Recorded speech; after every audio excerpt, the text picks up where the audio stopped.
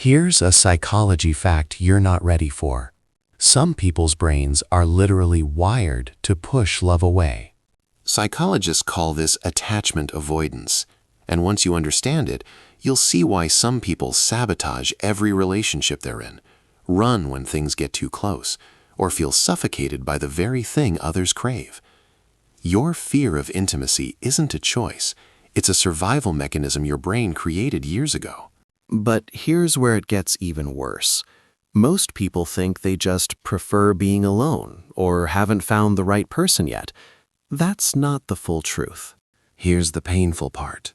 Psychology says people who avoid romantic relationships aren't actually afraid of being hurt. They're afraid of being known. Your brain learned early on that being vulnerable equals danger.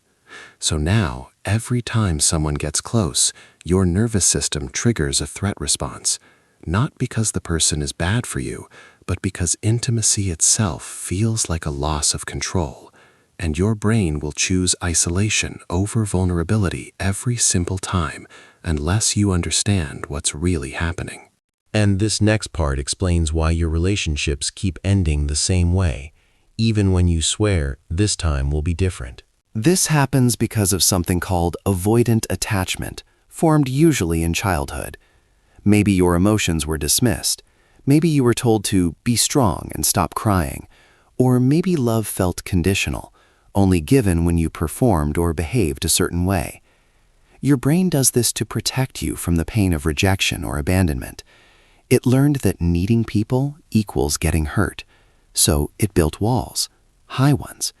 It convinced you that independence is strength, that emotions are weakness, and that needing someone makes you pathetic. Your mind thinks this keeps you safe, but the reality is it keeps you lonely. Because here's what most people with avoidant attachment don't realize. You're not actually independent. You're just really good at pretending you don't need anyone.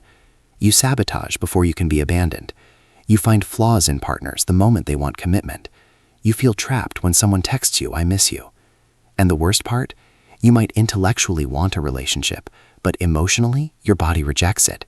That's why you feel relief when relationships end, even when you liked the person. That's why you fantasize about the one that got away, but panic when someone actually stays. Psychology shows that people with avoidant attachment often idealize distant relationships and devalue close ones. It's not that you don't want love. Your brain just doesn't know how to process it safely, so it keeps you moving, keeps you distant, keeps you almost in relationships, but never fully in them. The breakthrough comes when you realize this isn't a personality trait, it's a coping mechanism, and like any pattern your brain created, it can be rewired. Therapy, specifically attachment-based therapy, can help you recognize these patterns, understand where they came from, and slowly teach your nervous system that intimacy doesn't equal danger. Because the truth is, being alone isn't freedom when you're running from connection. Real freedom is choosing closeness without fear, and that's possible, but only if you're willing to do the uncomfortable work of letting someone in. So if this hit home, don't ignore it. Your brain has been protecting you for years, but maybe it's time to ask, protecting you from what? And is that protection still serving you, or is it just keeping you stuck? The choice is yours.